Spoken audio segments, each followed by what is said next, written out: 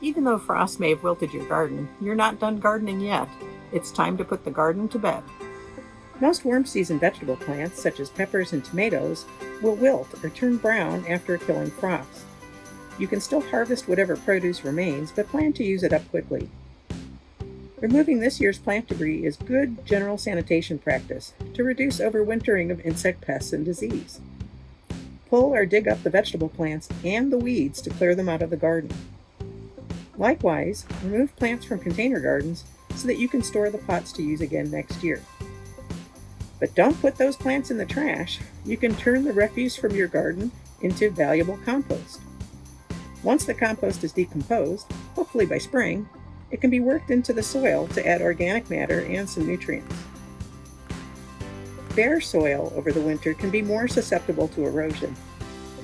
Planting cover crops in the fall can help reduce that soil erosion, as well as improve soil quality. While it's getting a little late now to plant cover crops, it might be something for you to consider next year. For more information, visit Purdue Extension online